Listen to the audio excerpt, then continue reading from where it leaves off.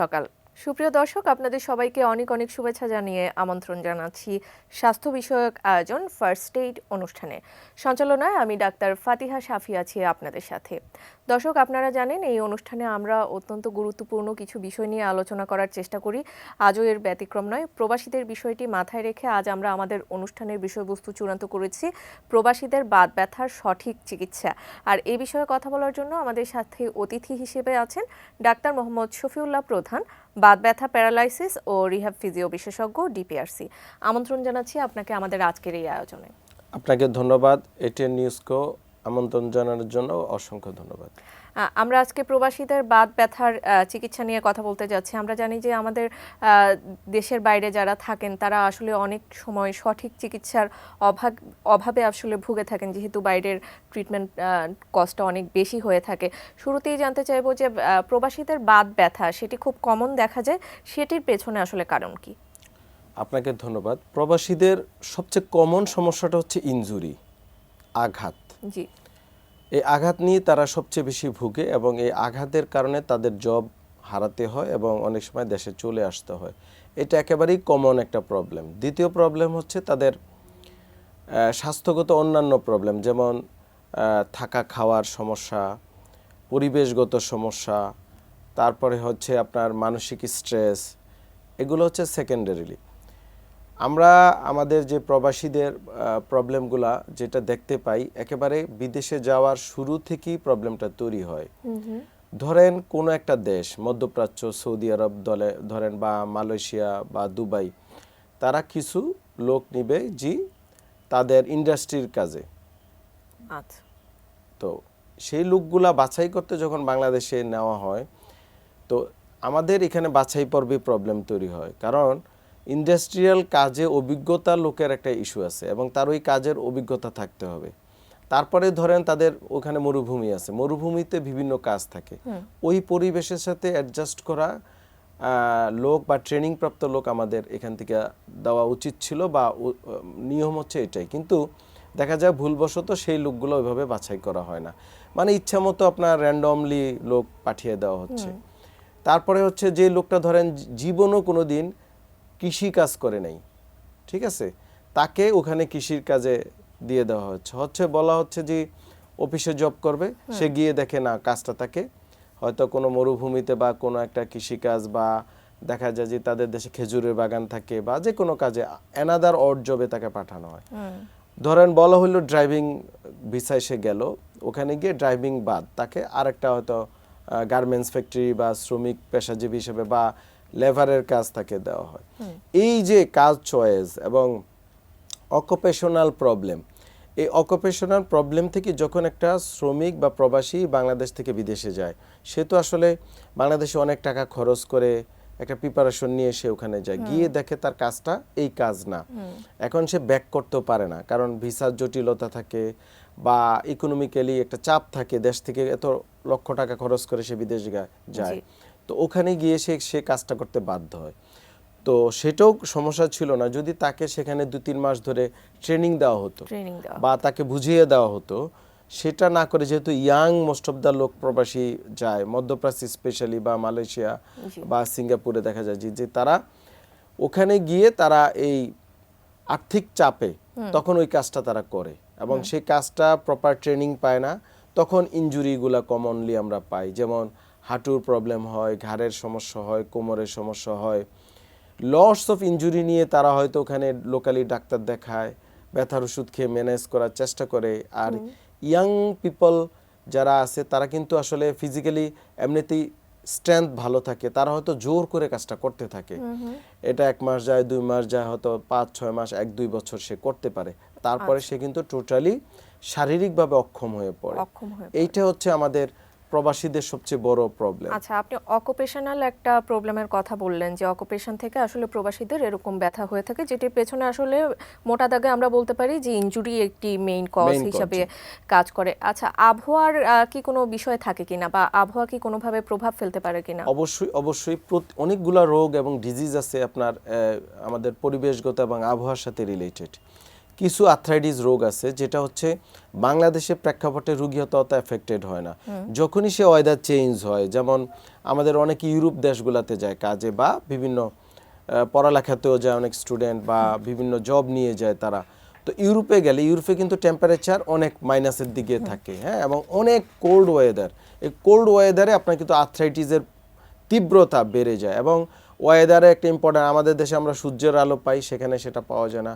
আমাদের যে গরম যে টেম্পারেচার, এই টেম্পারেচার আর সেখানকার টেম্পারেচার যখন চেঞ্জ হয় তখন বিভিন্ন এই ব্যথা জাতীয় সমস্যা, শারীরিক বিভিন্ন অক্ষমতা বা যে সমস্যাগুলো বাংলাদেশে তার এটা হিডেন ছিল, ওখানে গেলে সেটা আপনার প্রকাশ পাচ্ছে, প্রকট আকারে ধারণ করে। এবং আমরা দেখে থাকি যে প্রবাসীদের ক্ষেত্রে আমরা অনেক সময় যেগুলো প্রসেসড ফুড বা এরকম টাইপের খাবার দাবারের ক্ষেত্রেও কি সেটি কোনো প্রভাব ফেলে? হ্যাঁ, সেটাও ইম্পর্টেন্ট, কারণ বাংলাদেশে যে খাবারটা খায় সেটা সে অভ্যস্ত, আর আমাদের শরীর বিভিন্ন খাবার কাজে যেমন অভ্যস্ত, সেটা ওইখানে যখন যায় তখন আর এই জাতীয় খাবারটা সে খেতে পারে না। এবং কাজের কারণে ধরেন ফ্রেশ খাবার হয়তো সে পাচ্ছে, কিন্তু সে তো আসলে একটা জবে গিয়েছে, তার সেই টাইম সেটা তার হাতে থাকে না, এবং সে পরিবেশ থাকে না বা করার তার পরিবেশ থাকে না, তখন সে বাধ্য হয়ে প্রসেস ফুডগুলা খায় এবং কেনা ফুড এবং প্যাকেটজাত ফুড, এই ফুডগুলা নিয়মিত খেয়ে সে অভ্যস্ত হয়ে পড়ে। এবং এই ফুড থেকে তখন দেখা যায় যে শারীরিক বিভিন্ন কিডনির সমস্যা দেখা দেয়, লিভারের প্রবলেম দেখা দেয়, পেটের বিভিন্ন সমস্যা দেখা দেয়, এবং বাত জাতীয় সমস্যা যেমন স্পেশালি গাউটি আর্থ্রাইটিস আমরা প্রসেস ফুড থেকে হয়ে থাকে। এই যে স্ট্রোক করে, হার্টের বিভিন্ন ডিজিজ এই ডিউ টু প্রসেস ফুড। তো এইটা খুবই ইম্পর্টেন্ট, এই যে খাবার একটা বড় ইস্যু। এবং সেইখানে হচ্ছে বেশিরভাগই ফ্রোজেন ফুড, হ্যাঁ, সব ফ্রোজেন থাকে। তো এই ফ্রোজেন ফুডটাকে তারা প্যাকেটজাত করতে গেলে বিভিন্ন কেমিক্যাল ইউজ করা হয়। এই কেমিক্যাল এবং পরিবেশগত যে ওয়েদার এবং কাজকর্ম সব মিলে দেখা যায় যে তারা বিভিন্ন শারীরিক মানসিক বিভিন্ন অসুস্থতায় পড়ে যাচ্ছে। আপনি এই ব্যাপারে যেহেতু বিশেষজ্ঞ, সেই দিক থেকে জানতে চাচ্ছি, পার্সোনাল ওপিনিয়নও আসলে জানতে চাচ্ছি আপনার। আপনি শুধু প্রবাসীদের না, অল ওভার যারা আছে তারা যদি এই ব্যথা, বাতের ব্যথা যদি পরিহার করতে চায়, তাহলে তাদের লাইফস্টাইল বা খাবার দাবার সেটি কেমন হওয়া উচিত বলে মনে করেন? আপনাকে ধন্যবাদ। আসলে একটা বাচ্চার ছোটকাল থেকেই আমরা মনে করি এই বিষয়ে আমাদের এখন নজর দিতে হবে, এবং আমি মনে করি যে আমাদের যে পাঠ্যপুস্তক সেখানেও এটাকে আনতে হবে। যেমন আমরা প্রায় অ্যাড্রেস করি, বাচ্চারা আমাদের কাছে নিয়ে আসে পিঠের ব্যথা, হিপ জয়েন্টের ব্যথা, তো দেখলাম যে সে এক পাশে একটা ভারী স্কুল ব্যাগ নিয়ে এসে যাচ্ছে, এবং তার ওজন যদি হয় ধরেন 10 কেজি বা 15 কেজি, সে ওয়েট নিচ্ছে 7-8 কেজি। তো এই যে একটা ইস্যু, এটা একেবারে ছোটকাল থেকে কিন্তু শুরু হয়। এবং জুতার ব্যবহার, জুতো, তারপরে হচ্ছে এক্সারসাইজ, লাইফস্টাইল চেঞ্জ হচ্ছে। এখন তো শহরে তো দূরের কথা, গ্রামের বাচ্চারা পর্যন্ত খেলাধুলা বন্ধ, মানে খেলাধুলা থাকলেও সে করে না, আমরা বাবা মারাও সেটা ব্যর্থ হয়েছি। তো সব মিলিয়ে আসলে কিন্তু ডে বাই ডে এই রোগীগুলো আমাদের ফিজিক্যালি বিভিন্ন আনফিট রোগী বেরিয়ে চলছে, এবং একটু বয়স হলেই দেখা যায় যে ব্যথা বেদনা, মাসেল পেইন, স্পাইন কার্ভেচার বাঁকা হয়ে গিয়েছে, ঘাড়ে প্রবলেম, আর্থ্রাইটিস ডেভেলপ করছে, রিকেটস, তারপরে হচ্ছে হাড় ভেঙে যাচ্ছে, সামান্য একটু পড়ে গেলেই বাচ্চাদের হাড় ভেঙে যাচ্ছে বা মধ্যবয়সীদের। তো এটা তো আসলে আগে ছিল না। তো এগুলো আসলে আমাদের লাইফস্টাইল, খাবার দাবার একটা ইম্পর্টেন্ট। আগে আমরা সিজনাল সব ফল খেতাম, এক এক ফলের কিন্তু এক এক পুষ্টিগুণ, এক এক খাবারের এক এক পুষ্টিগুণ, কিন্তু এখন আমরা সার্টেন খাবার খাচ্ছি এবং সেগুলো অল আর প্রসেস এবং হাইব্রিড। খুব দ্রুত আমাদের মুরগি তৈরি হচ্ছে, খুব দ্রুত মাছ, মানে যা আমরা প্রোটিন খাই সেটা তো ভেজাল।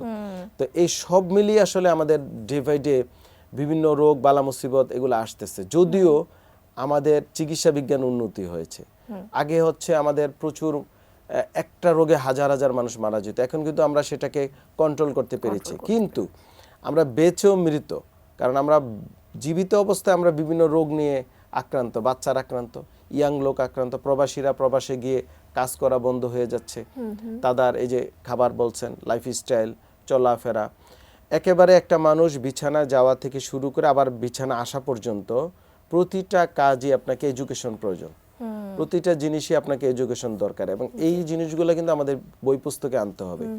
আমাদের বই পুস্তকে একটা মানুষের সুস্থ থাকার জন্য, শারীরিক মানসিক কর্মক্ষম থাকার জন্য, এবং কোন বয়সে কোন কাজটা কিভাবে করবে, কোন খাবারটা খাবে, বাচ্চাদের ক্ষেত্রে কি খেলাধুলা করবে, বয়স্কদের ক্ষেত্রে কি খেলাধুলা করবে, এই যে আমাদের সায়েন্টিফিক্যালি আমাদেরকে কিন্তু এটা বই পুস্তকে আনতে হবে। জি, আমরা সেই বিষয়ে আশাবাদী, এবং আমাদের অনেক দর্শকরাও এই বিষয়ে জানতে চেয়েছেন, অনেক প্রবাসীরাও এই বিষয়ে জানতে চেয়েছেন। আমাদের একটি বিজ্ঞাপন বিরতির সময় হয়ে গিয়েছে, বিরতির পর আমরা সেই বিষয়গুলো সম্পর্কে জানার চেষ্টা করব।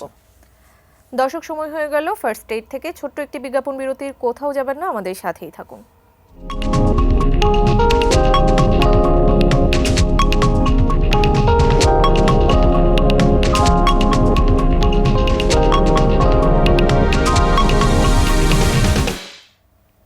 বিজ্ঞাপন বিরতির পর আবারও আমন্ত্রণ ফার্স্ট এইড অনুষ্ঠানে। সৌজন্যে রয়েছে ডিপিআরসি। আমরা কথা বলছিলাম প্রবাসীদের বাত ব্যথার সঠিক চিকিৎসা নিয়ে। বিজ্ঞাপন বিরতিতে যাবার আগে আমরা লাইফস্টাইল মডিফিকেশন এগুলো নিয়ে কথা বলছিলাম, এবং সাথে বলেছিলাম আমাদের অনেক দর্শক আমাদের কাছে অনেক প্রশ্ন রেখেছেন। সেই প্রশ্নগুলোর থেকে আসলে কিছু প্রশ্ন নিচ্ছি আমরা। আমাদের একজন দর্শক প্রশ্ন করেছেন, আমি মালয়েশিয়া প্রবাসী, আমার বয়স 29। 2 বছর আগে খেলতে গিয়ে কোমরে ব্যথা পেয়েছিলাম, এখনও মাঝে মধ্যে ব্যথা হয়, এটি কি বাতের ব্যথা? এখন আমি কি করব? ধন্যবাদ। এটা একটা ইম্পর্টেন্ট ইস্যু, এবং আমি বলছিলাম যে এক এক বয়সে এক এক কাজ এবং এক এক খেলাধুলা। এই যে খেলতে গিয়ে ধরেন আপনি অভ্যস্ত না, হ্যাঁ, প্রবাসীরা মালয়েশিয়া আছে, উনি হয়তো কোনো একটা জব করছে, তো সেই জবে সে অভ্যস্ত এবং সে নিয়মিত হয়তো করছে, এবং তার বডি, তার মাসেল, তার হাড় ও জোড়া এবং তার মানসিকভাবে সে রেডি ওই কাজটা করার জন্য। কিন্তু যখন সে হুট করে একটা খেলা খেললো, এই হুট করে খেলা, প্রীতি খেলা, ফুটবল খেলা, আমি দেখলাম কয়েকদিন আগে আমাদের জাতীয় দলের এক ফিজিও বলছে যে ক্রিকেটারদেরও প্রবলেমগুলো হচ্ছে। ক্রিকেটাররা ক্রিকেট খেলবে, নো প্রবলেম, তারা মানে মজা করে ফুটবল খেলা শুরু করে, প্রীতি ফুটবল খেলা, এবং ইনজুরি নিয়ে শেষ, খেলা ক্যারিয়ার শেষ, 2 বছর ভুগতেছে। শুধু ক্রিকেটার না, প্রতিটা মানুষ, সবাই তো আসলে মানুষ। তো এই জিনিসগুলো আমাদের অ্যাড্রেস করতে হবে। যে প্রবাসীরা দেখা যায় যে ওখানে হঠাৎ করে খেলাধুলা শুরু করলো, হ্যাঁ, ফুটবল খেললো, বা বন্ধুরা একসাথে হলো, চল আমরা আজকে একটু একটা ক্রিকেট খেলি বা ফুটবল খেলি, বা একটা হঠাৎ করে একটা রেস চলে গেল, দৌড়াদৌড়ি করলো। ডোন্ট ডু দিস, মানে এইটা করা যাবে না, কারণ তার বডি হঠাৎ করে এই জাতীয় খেলার জন্য উপযুক্ত না, ইনজুরি হবে। এবং ওনার এটা ইনজুরি হয়েছে, যেটা মালয়েশিয়ার যে প্রবাসী, খেলাধুলার থেকে হঠাৎ করে খেললে এটা ইনজুরি হয়। খেলার কিছু আমরা রুলস আছে, আপনি যে খেলাটা খেলবেন তার আগে আপনাকে সে খেলা সম্পর্কে আইডিয়া নিতে হবে। এটা যদি পরিচিত খেলা হয় কোনো প্রবলেম নাই, কিন্তু আপনাকে warm up, physical fitness, stretching, পানি, পর্যাপ্ত পানি খাওয়া, এবং আপনাকে আস্তে আস্তে আস্তে আস্তে আস্তে খেলাটাতে অভ্যস্ত হবে, করতে হবে, এবং নিয়মিত খেলতে হবে। আপনি ধরেন হুট করে মাসে একদিন খেললেন, বছরে একদিন খেললেন, তখন কিন্তু ইনজুরি হবে। কারণ আমাদের বডির প্রত্যেকটা পার্টস কিন্তু এক একভাবে আপনার অ্যাডজাস্ট করা থাকে। যখন সে হুট করে তার স্ট্রেসে যাবে, বা সে অতিরিক্ত মাসেল লেন্থ হবে, বা জয়েন্টটা অতিরিক্ত হাইপার মোবাইল হবে, তখন কিন্তু ইনজুরি হয়ে দাঁড়াবে। তো এই জন্য আমরা সাবধান করব, এবং উনি যে মালয়েশিয়ার প্রবাসী, আমি বলবো ওনাকে দ্রুত একজন রিহ্যাব ফিজিও চিকিৎসক দেখে এটা চিকিৎসা নেওয়া। এটা বাতের ব্যথা নয়, এটা হচ্ছে ইনজুরিজনিত ব্যথা, এবং ইনজুরিজনিত ব্যথাও রিকভারি করা সম্ভব। এবং উনি যেন সামনে সাবধানে থাকে, হুটহাট এই জাতীয় খেলাধুলা না করে, এবং ওনার মাধ্যমে বাকিদেরকে বলবো যেন ওনারাও সাবধান। আচ্ছা, এই যে আপনি অ্যাড্রেস করলেন যে এটি বাতের ব্যথা নয়, ইনজুরিজনিত ব্যথা, আসলে এটি আসলে পার্থক্য করার আসলে উপায়টি কি? প্রথম কথা হচ্ছে উনি কিন্তু বলছেই উনি একটা ইনজুরি পর থেকে এই প্রবলেমটা তৈরি হয়েছে, মানে হিস্ট্রি আছে। জি, ইনজুরিটার কিন্তু একটা হিস্ট্রি আছে। আর বাতের ব্যথা নিয়ে তো আসলে আমাদের মিথ আছে, যে বাতের ব্যথা বলতে আমরা যে কোনো ব্যথা কি বুঝি বাংলাদেশের মানুষ, কিন্তু বেসিক্যালি রিউমাটিজম বা অটোইমিউন আর্থ্রাইটিসকে আমরা বাতের ব্যথা বলে থাকি। যেমন আপনার রিউমাটয়েড আর্থ্রাইটিস, অ্যানকাইলোজিং স্পন্ডিলাইটিস, এগুলো হচ্ছে বডি অটোইমিউন ডিসঅর্ডার, মানে রোগী না চাইলেও হইতো, মানে রোগী যতই সাবধানে থাকেন আপনি, যতই আপনি সাবধানে চলাফেরা করেন, তারপরে আপনার হবে কিছু ইনহেরিডিটারি আছে, বংশগত। জি, সো সেটাকে আমরা বাতরোগ বলে থাকি। আর ওনার ক্ষেত্রে সেটা না, উনি কিন্তু আঘাত পেয়েছিল, আফটার ট্রমা দেন এটা তৈরি হয়েছে। এই বাতের ব্যথার ক্ষেত্রে আপনারা কিভাবে আসলে রোগীদের চিকিৎসা দিয়ে থাকেন সেই প্রসঙ্গে একটু জানতে চাইব। আর্থ্রাইটিস স্পেশালি আপনার যে কোনো বয়সে হতে পারে, বাচ্চাদের কমন কিছু আর্থ্রাইটিস, মধ্য বয়সে এবং শেষ বয়সে আর্থ্রাইটিসগুলো। তো প্রথমত আমরা ট্রিটমেন্ট প্ল্যান হচ্ছে ডায়াগনোসিসটা ইম্পর্টেন্ট, যে এটা আর্থ্রাইটিস কি না। আপনি যেটা বললেন এটা কি ইনজুরি না আর্থ্রাইটিস। তো একজন স্পেশালিস্ট সে কিন্তু এটা বুঝতে পারে যে এটা ইনজুরি না আর্থ্রাইটিস। যদি ইনজুরি হয় আর আর্থ্রাইটিস হয়, আপনি কিন্তু আর্থ্রাইটিস সম্পর্কে জানতে চেয়েছেন, তো আর্থ্রাইটিসের ক্ষেত্রে সার্টেন ওষুধের প্রয়োজন আছে। এখানে একটা টিম ওয়ার্ক করে থাকে, এখানে মেডিসিন স্পেশালিস্ট জড়িত, রিউমাটোলজিস্ট জড়িত, হ্যাঁ এটা স্পেশালিস্ট, এবং আমরা জানা রিহ্যাব ফিজিও স্পেশালিস্ট আমরাও জড়িত। এক একজন এক এক সাইড দেখে। তো মেডিসিন এবং রিউমাটোলজিস্টরা এখানে সার্টেন ওষুধ প্রেসক্রাইব করে থাকে, এবং এই ওষুধগুলা অনেকে দীর্ঘমেয়াদী খেতে হয়, কারো বছরখানে, কারো 5, 6, 10 বছর, 15 বছর, অনেকের আজীবন খেতে হয়, এবং এগুলা কিন্তু ফলো আপ করতে হয়। ফলো আপটা কি, ওষুধটা আপনাকে কোনো পার্শ্ব প্রতিক্রিয়া করছে কিনা, আপনি যে উদ্দেশ্যে দিয়েছেন, ধরেন রিউমাটয়েড আর্থ্রাইটিসের জন্য, ওটা হয়তো আপনার উন্নতি হচ্ছে, কিন্তু পাশাপাশি আপনার লিভারের সমস্যা হচ্ছে, কিডনির প্রবলেম হচ্ছে, সো 3 মাস 6 মাস পর পর টেস্ট করতে হয়।